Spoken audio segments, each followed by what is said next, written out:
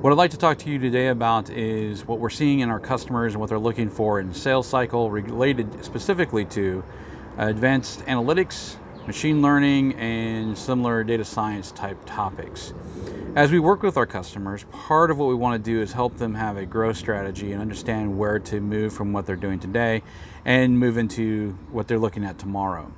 Like something I like to call future proofing. While nothing is truly future proof, at least planning ahead so you don't design yourself in a corner is important. So when it comes to data science and machine learning and similar topics, what we're looking at typically is a scenario where a customer may already have built out a data warehouse solution in Azure, or they may be working on one right now. If they followed our guidance, typically their data lands in Azure Blob Storage or the data lake and is basically staged there, which allows it to be easily accessed by other tooling.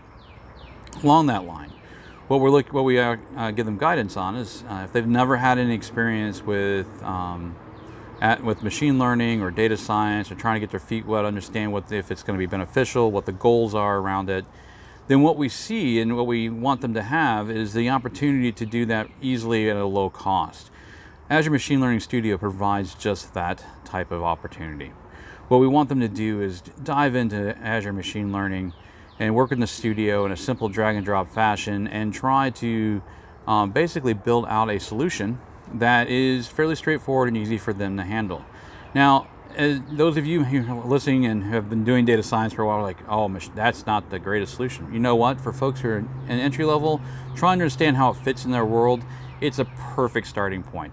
What this allows us to do is actually isolate algorithms that could work, find gaps in the models that we're working with, but still test and verify that we're on the right track without having to go out and learn a bunch of R packages or Python packages in order to move to the next piece.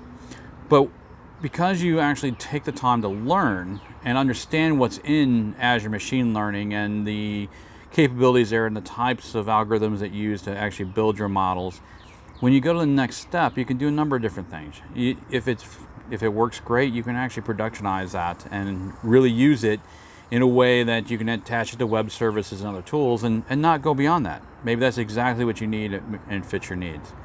As you start to advance more, you're probably going to be looking at R or Python. And once you get into that realm, you really need to start looking at other tools and other options. One of the things that is out there to consider is, in the next step, is using Azure Databricks, for instance. Azure Databricks, you can create notebooks that allow you to actually build out the next step of your solution.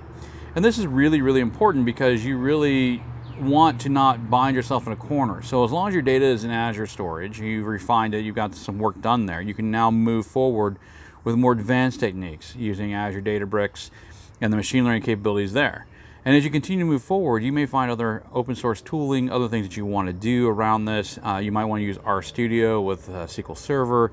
There's a number of other options that allow you to continue to expand on everything you're learning and what you've done.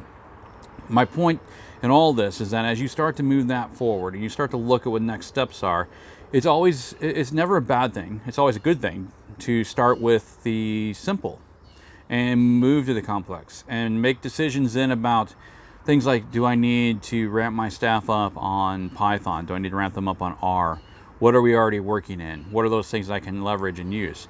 But at the same time, not lose momentum around the data science and what you're trying to understand in machine learning and learn. One of the cool things about Azure Machine Learning Studio, by the way, and Azure Machine Learning in general, there are a bunch of already pre-built solutions that just require you to plug your data in and try it.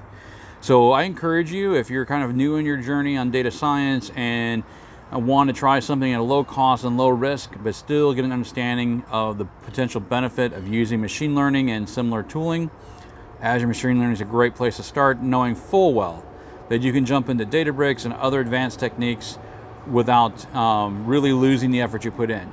You might have to do some rework, of course, but that's how things go as you move to the next tier of things. But this at least allows you to get started and enjoy the opportunity to start out in your data science journey and get started there for low cost. So that's one of the great advantages of doing this. Don't bind yourself in a corner, give yourself the opportunity to do more work. It's awesome. Thanks for taking time to listen to me today. I hope you have a great afternoon, and we'll look to hear about more. If you want to know more from us about what we're doing in machine learning and similar type areas, click the link below for more information. We'd love to talk to you about it. Thank you and have a great day.